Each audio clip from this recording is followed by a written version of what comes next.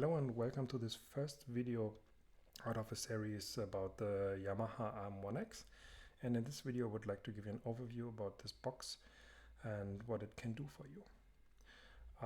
It was produced end of the 90s and you can get them used. It has an internal sound engine and a nice MIDI sequencer, and this groove box is really powerful.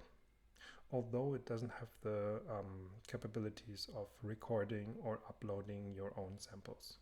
But you're already good to go, I think, with the samples it has on board.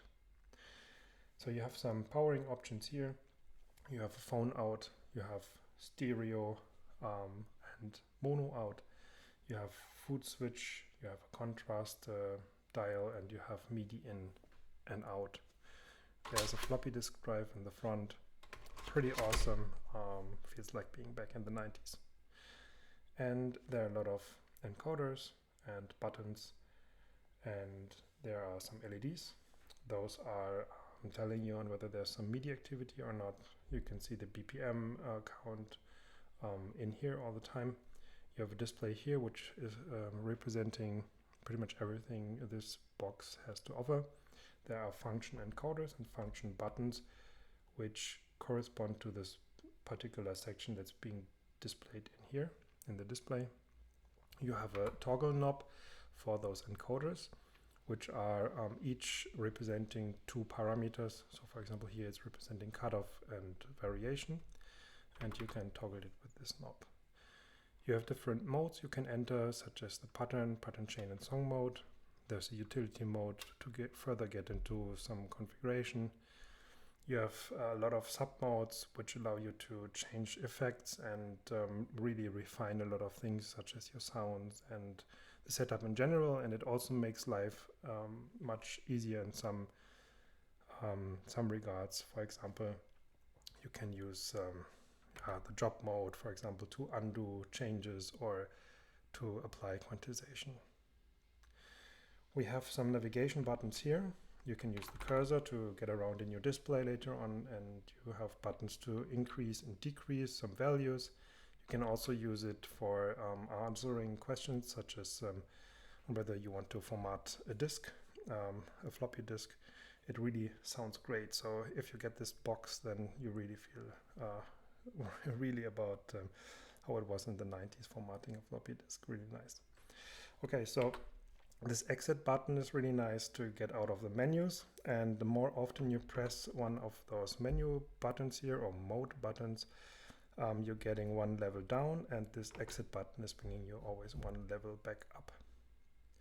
So this display button is used for some pages, so some particular things are designed in a way that you have to switch between pages, and then you can use these display buttons. There's a typical transport section, there's a shift button, and this is pretty handy. For example, shift job is doing an undo, and it has many other shortcuts which are really nice to learn, I think.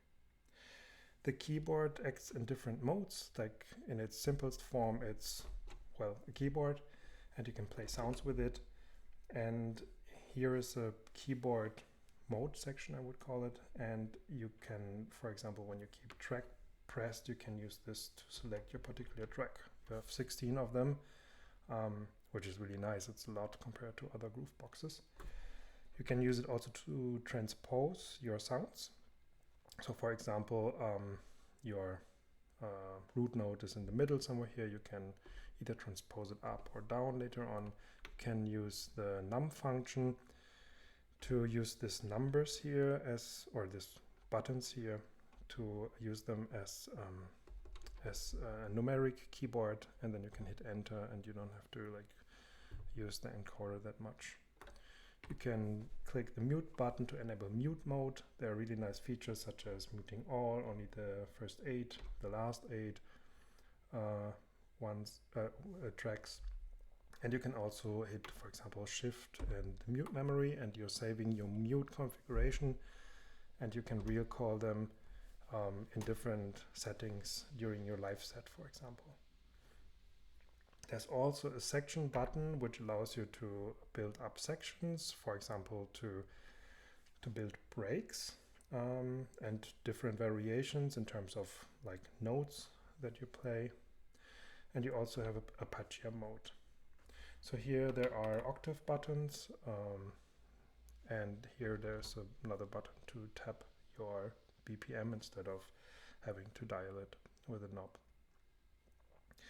Okay, so I think this is pretty much it about the overview and the layout of this unit.